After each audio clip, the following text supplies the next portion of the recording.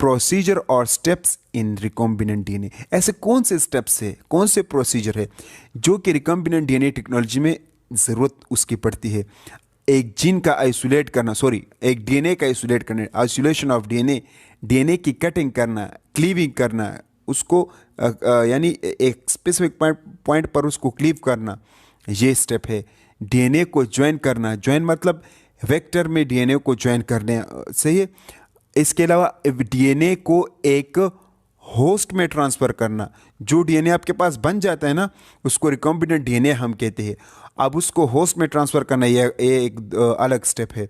फिर डीएनए की एम्प्लीफिकेशन करना, वो जो रिकॉम्बिनेंट डीएनए है उसकी कॉपीज़ बनाना, ठीक है। और आखिर में स्क्रीनिंग करना, ठीक है। तो वैसे और स्टेप्स भी है, लेकिन ये सबसे अहम और मेन स्टेप्स है या प्रोसीजर है जो कि रिकॉम्बिनेंट डीएनए टेक्नोलॉजी में हमें इसकी ज़रूरत पड़ती है। नेक्स्ट, अब हम इसको तफसील से पढ़ेंगे। पहला स्टेप, जैसे कि अभी हमने देखा कि क्या स्टेप्स होते हैं, क्या प्रोसीजर। तो पहला स्टेप आपके पास होता है आइसोलेशन, डीएनए का आइसोलेशन करना है ज़रूरी। तो हम क्या करते हैं, हम सेल्स ले लेते हैं, वो सेल्स जिसमें हमारा टारगेट डीएनए हो, और फिर उस सेल्स को हम टेस्ट ट्यूब में डाल देते हैं। देखिए जैसे कि आप देख सकते हैं, और फिर उस टेस्ट ट्यूब में हम डिटर्जेंट को डाल देते हैं। डिटर्जेंट की वजह से सेल का जो मेम्ब्रेन होता है वो रप्चर हो जाते हैं, और जितने भी सेल के अंदर कंटेंट होते हैं वो आपके पास यहाँ पर आ जाते हैं, जैसे कि आप ये नेक्स्ट टेस्ट ट्यूब में देख सकते हैं। फिर हम क्या करते हैं, आरएनएज और प्रोटीएस एंजाइम इसमें डाल देते हैं। आरएनएस और प्रोटीएस एंजाइम क्या करेंगे, वो आरएनए और प्रोटीन को डिग्रेड कर देंगे, हमारे पास फाइनली डीएनए बच जाता है। अच्छा जी, नेक्स्ट में हम सेंट्रीफ्यूगेशन कर लेते हैं। सेंट्रीफ्यूगेशन से हमारे पास ये होगा कि दो लेयर्स बन जाएंगे, एक सुपरनेटन और एक पेलेट। पेलेट जो है उसमें आपके पास ये प्रोटीन और आरएनए और दूसरे डिब्रीज वगैरह होंगे, और ये जो आपके पास सुपरनेटन होते हैं उसमें आपके पास फ्रेश डीएनए मॉलिक्यूल्स, वो डीएनए मॉलिक्यूल जो कि आपको चाहिए, से वो डीएनए मॉलिक्यूल आप फिर एक अलग टेस्ट ट्यूब में डाल देंगे, ठीक है। तो ये आप देख सकते हैं, ठीक है। अच्छा जी, यहाँ पे लिखा है डीएनए इज पर्सिपिटेटेड विद इथेनॉल, इसको फिर हम मज़ीद पर्सिपिटेट कर लेते हैं इथेनॉल के ज़रिए, और जो कि विस्कस बन जाते हैं strand date can be spool on a glass rod, glass rod के ज़रिए पर हम इसको आसानी से ले लेते हैं, ठीक है। कुछ इस तरह का टेक्निक है। नेक्स्ट, अब हम देखते हैं कि अब नेक्स्ट हम क्या करेंगे। डीएनए तो हमारे पास मिल गया, अब ये वेक्टर जो है ना, वेक्टर ये आपके पास कमर्शियली भी अवेलेबल, मार्केट में ये अवेलेबल्स होते हैं वेक्टर्स, ठीक है। लेकिन ज़्यादातर जो वेक्टर्स हम रिकॉम्बिनेंट डीएनए टेक्नोलॉजी में इस्तेमाल करते हैं वो हमारे पास प्लाज्मिड है। वैसे phasmid, cosmid, phage vector, BAC YAC, yeast artificial chromosome bacterial, ये वेक्टर भी हम इस्तेमाल करते हैं, लेकिन ज़्यादातर हम प्लाज्मिड का इस्तेमाल करते। ये जो आपको डायग्राम दिखाई दे रहा है ये असल में क्या है, यही आपके पास प्लाज्मिड है, ठीक है। तो हमने वाइट बोर्ड पर भी जो एक्सप्लेन किया था ना वेक्टर, वो भी असल में प्लाज्मिड को हमने बड़ी तफसील से एक्सप्लेन किया था। अच्छा जी, अब हम क्या करेंगे, नेक्स्ट स्टेप हमारे पास ये होगा कि जो डीएनए मॉलिक्यूल हमने लिया है उस डीएनए को एक स्पेसिफिक पॉइंट पर कट करना जहां पर हमारा जीन ऑफ इंटरेस्ट हो। तो उसके लिए हम restriction enzyme, type 2 restriction enzyme का इस्तेमाल करते हैं। वो आपके पास इको R1 हो सकते हैं, BAM-H1 हो सकते हैं, HAND-D3 हो सकता है, सही है। इस किस्म के एंजाइम आपके पास अवेलेबल है, रिस्ट्रिक्शन एंजाइम। ये रिस्ट्रिक्शन एंजाइम एक स्पेसिफिक पॉइंट पर डीएनए को क्लीव करता है, उसको कट करता है, उस एरिया को कट करता है जहां पर आपका जीन ऑफ इंटरेस्ट हो। मिसाल के तौर पर एक लंबा सा डीएनए स्ट्रैंड हो, सही है, और मैं चाहता हूँ कि दरमियान में मेरा जीन ऑफ इंटरेस्ट है, मैं इसको दरमियान में से काटना चाहता हूँ, तो आपको रिस्ट्रिक्शन टाइप 2 एंजाइम की ज़रूरत पड़ती है। लेकिन याद रखिएगा कि जो एंजाइम आप डीएनए, टारगेट डीएनए के लिए इस्तेमाल करते, फिर आपको चाहिए कि वही एंजाइम आप उस वेक्टर के लिए भी इस्तेमाल करें जो वेक्टर आपने मार्केट से लिया है, ठीक है, कमर्शियली जो अवेलेबल होते हैं पाउडर के फॉर्म में या लिक्विड के फॉर्म में, या ज़्यादातर लिक्विड के फॉर्म में अवेलेबल होते हैं। उस वेक्टर को फिर आप क्या करते हैं, उसी रिस्ट्रिक्शन एंजाइम से हम उसको क्लीव करते। इसका मेन मकसद क्या है, जो स्टिकी एंड आपके पास यहाँ पर और यहाँ पर जो स्टिकी एंड आपके पास प्रोड्यूस होता है, ठीक है, तो वो स्टिकी एंड क्या होंगे, कंपेटेबल होंगे, कंप्लीमेंट्री होंगे। इस कंप्लीमेंट्री और कंपेटिबल की वजह से ये जो टारगेट डीएनए और जो वेक्टर होगा वो एक दूसरे के साथ आसानी से ज्वाइन हो जाएंगे। सही है, तो ये कटिंग होगा स्टिकी एंड। अब नेक्स्ट स्टेप हमारे पास क्या है, joining of the DNA molecule. हम क्या करते हैं, जैसे हमारे पास डीएनए मॉलिक्यूल क्लीव हो जाते हैं, once the target DNA is uptake by the vector then the gap is still remaining which is sealed by the ligase enzyme. सही है, चलो यार ये हमने तो कर लिया कि यार ये डीएनए तो हमारे पास यहाँ पर इंसर्ट हो गया, ज्वाइन हो गया, लेकिन फिर भी बॉन्ड सही तरीके, ये देखो ये आपके पास ये वेक्टर है, इस पे मैंने जीन ऑफ इंटरेस्ट डाल दिया। अब आपको ये दिखाई दे, देखो ये जो एरिया है ना, ये अभी तक सील नहीं हुआ, यहाँ पर इसको बॉन्ड की जरूरत पड़ती है। तो ये बॉन्ड कौन फिल करेगा, लाइगेज एंजाइम आकर यहाँ पर बॉन्ड डाल देते हैं, जिसको हम फास्फोडाइस्टर बॉन्ड कहते हैं। उस बॉन्ड की वजह से ये मुकम्मल सील हो जाते हैं। अब जो आपके पास ये वेक्टर बना इसको हम कहते हैं रिकॉम्बिनेंट डीएनए वेक्टर। ये आप इस डायग्राम में भी देख सकते हैं। ये आपके पास जो है वो, ये आपके पास अपना डीएनए है जो कि आपने इसमें इंसर्ट किया है। सही है, तो finally the vector and target DNA are joint and we call that recombinant DNA vector. अगला स्टेप ये कहते हैं कि transfer of the DNA, recombinant DNA into the host cell. Host cell में अब उसको ट्रांसफर करना है। होस्ट सेल में कभी भी अगर आप एक रिकॉम्बिनेंट डीएनए जो कि आपने डीएनए बनाया उसको ट्रांसफर करना, ये भी एक बहुत मुश्किल स्टेप है।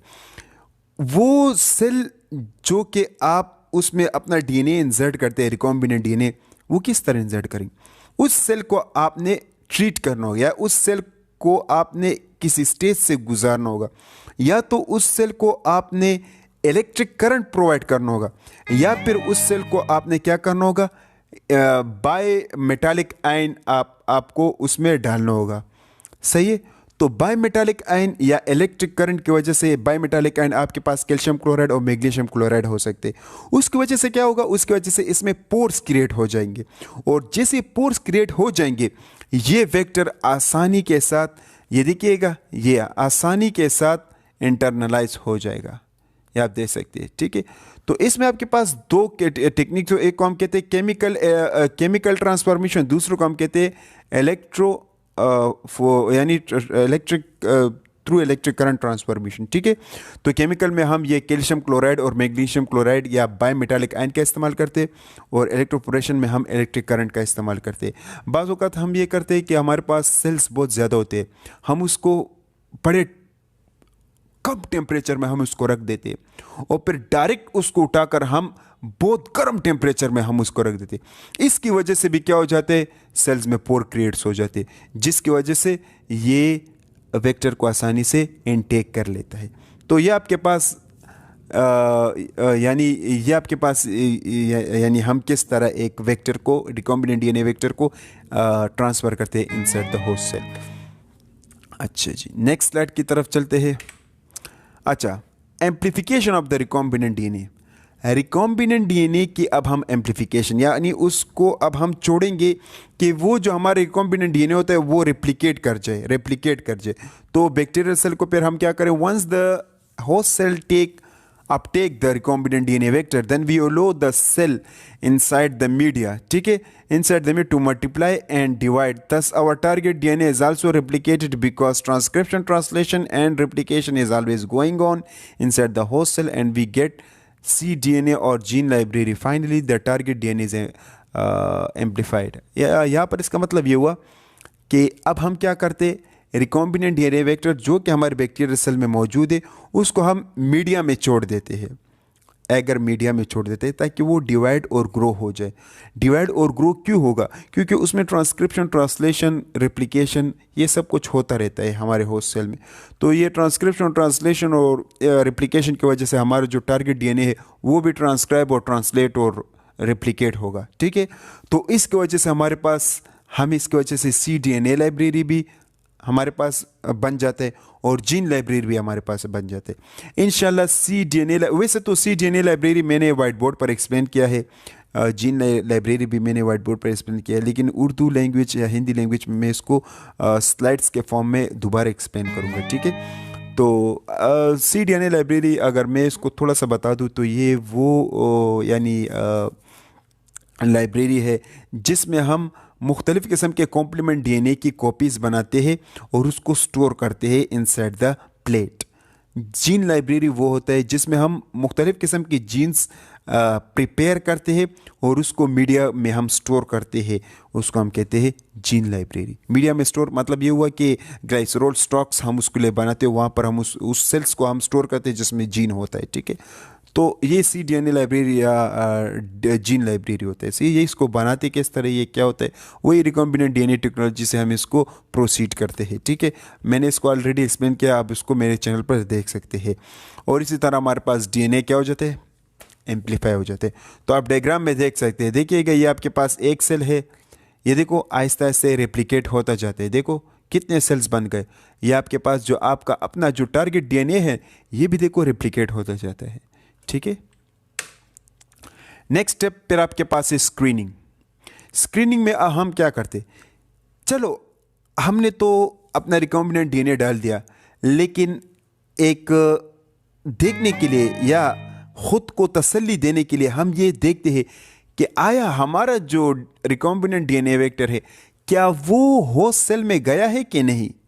हमें तो पता नहीं है, सेल तो इतना छोटा है, सेल को देखना बहुत ज़्यादा मुश्किल होता है, फिर वेक्टर को देखना बहुत ज़्यादा मुश्किल होता है क्योंकि वेक्टर उससे भी छोटा है, फिर जो डीएनए आप इस्तेमाल करते हैं वो तो उससे भी बहुत ज़्यादा छोटा होता है।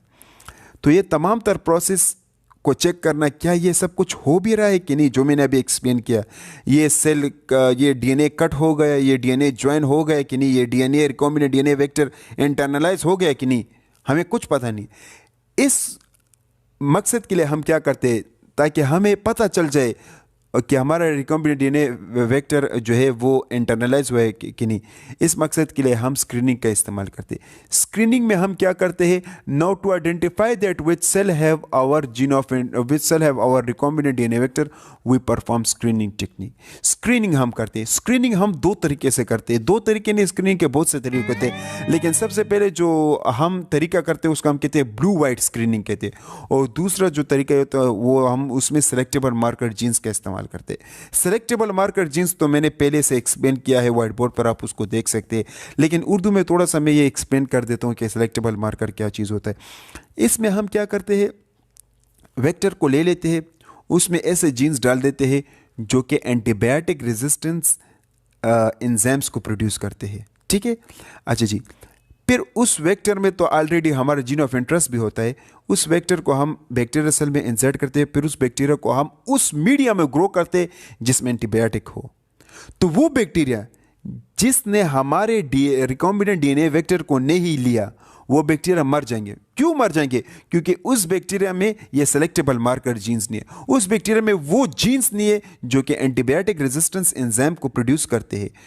एंजाइम को प्रोड्यूस करेंगे तो ये एंटीबायोटिक डिग्रेड होगा, तो वो चूंकि यानी उस बैक्टीरिया ने लिया नहीं है, तो वो बैक्टीरिया जिसने हमारे रिकॉम्बिनेंट डीएनए को लिया है वो बैक्टीरिया सरवाइव करेगा, क्योंकि हमने उसी वेक्टर में जीन ऑफ रेजिस्टेंस जीन्स डाला है, तो वो सरवाइव करेगा, वो बैक्टीरिया वो ग्रो करेगा, उसकी कॉलोनी हमें दिखाई देगा। लेकिन वो बैक्टीरिया जिसने रिकॉम्बिनेंट डीएनए वेक्टर को नहीं लिया वो ज़ाहिर बात है वो मर जाएंगे।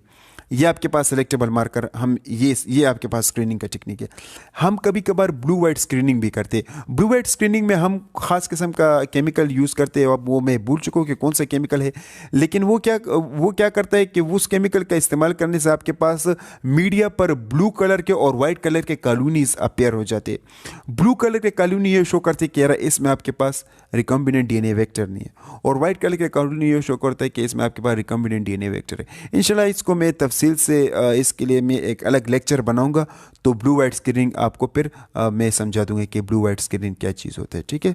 आप फिक्र ना करें, इंशाल्लाह ब्लू वाइट स्क्रीनिंग पर मैं एक अलग वीडियो बनाऊंगा। और सेलेक्टेबल मार्कर जीन्स, ये स्क्रीनिंग जो है ये एक अलग लंबा चौड़ा टॉपिक है, ठीक है, तो इसके हवाले से मैं एक अलग वीडियो बनाऊंगा। मैंने बनाए हैं व्हाइट बोर्ड पर, लेकिन उर्दू में चाहता हूँ कि आप लोगों को आसानी से समझा सकूँ।